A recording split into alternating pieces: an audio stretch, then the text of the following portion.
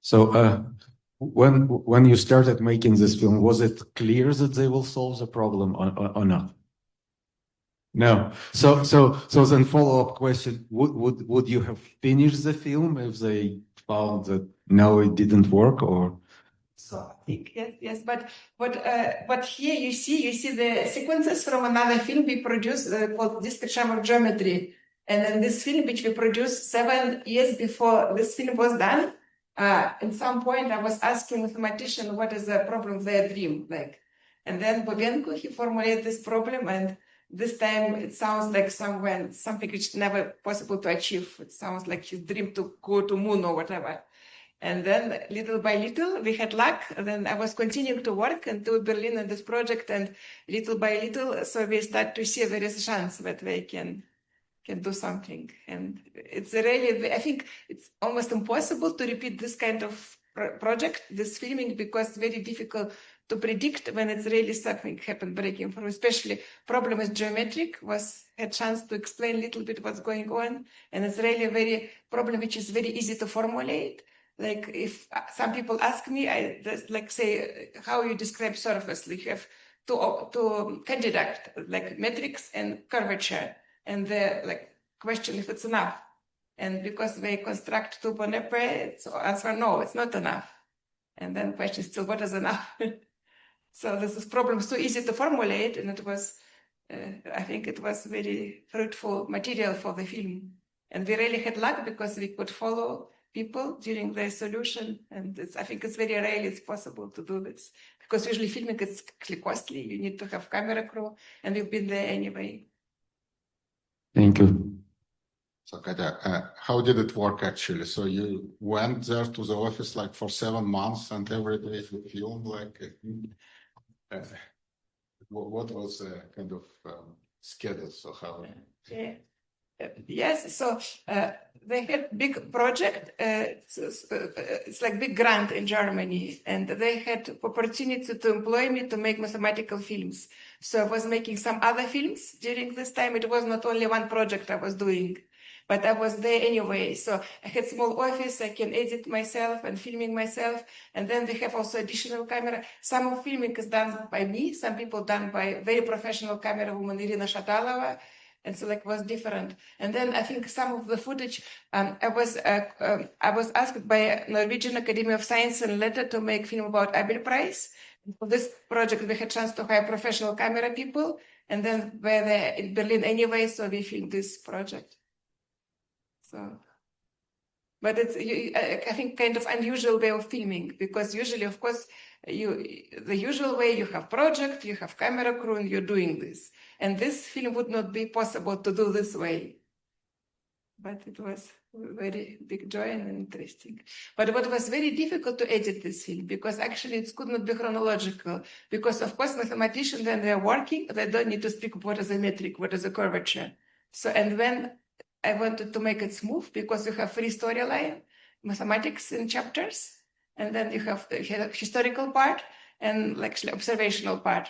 And it was very not easy actually to make everything smooth together. So, and it's not chronological, of course.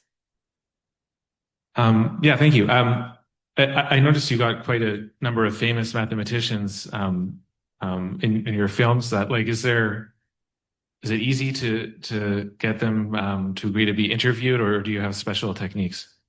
Yeah, thank you for this question.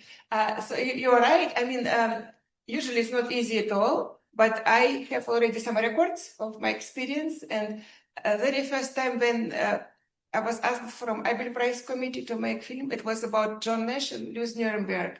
Louis Nuremberg, incredibly nice person, was very easy to communicate with him. We really became friends.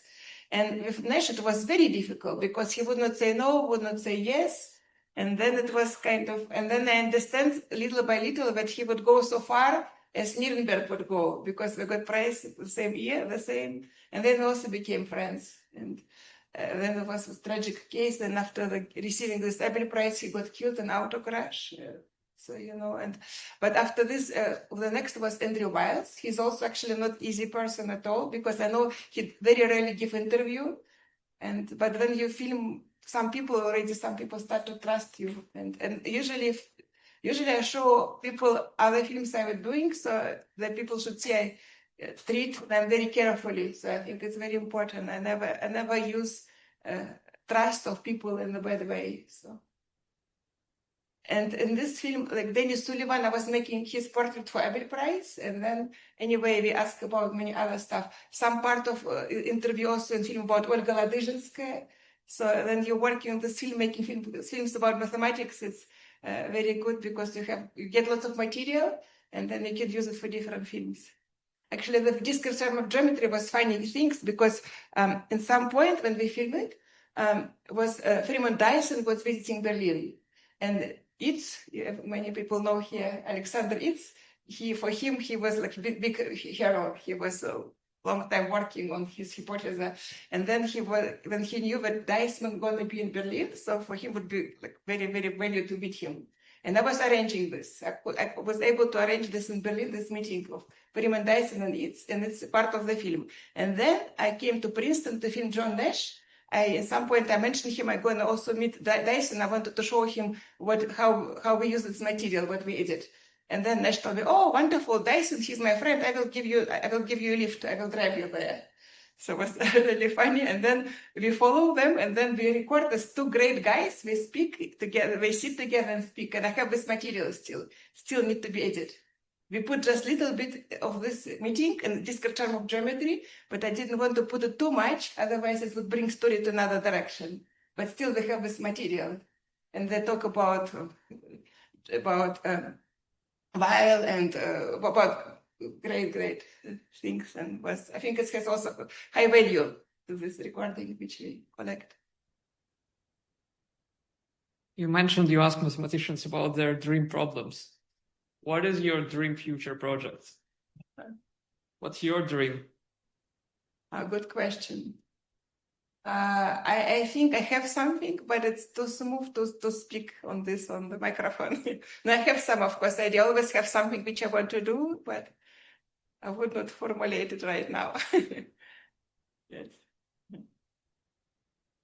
But for this discussion of geometry, because in beginning also we start to film, and then for me it was also, of course, we was following a group of people by working on some problem, but I wouldn't myself sacrifice my life just to show how, for me it was also important what they would give, how important, I think work is a very important part of the life. And my deeper question in this film was what they would sacrifice for success in mathematics. And I think it was an interesting question and many people like to speak about this. And it was in this time of geometry. And this mathematical parts in this film, I can, of course, I realize not maybe students especially would not understand everything, but what we try to do in our film, it's just maybe not too much explain, but maybe to inspire people. So afterwards you can go back and to read paper and to see this. And we always try to use this math part, very short, not too long, because I want first to be filmmaker, first to be in the film field, not an educational video, and then afterwards already.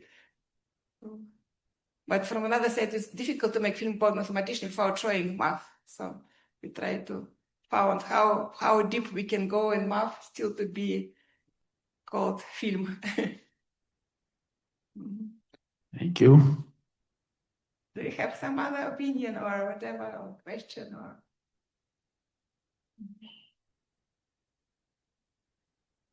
Right, people are shy, but so let us thank Katya again for this great presentation.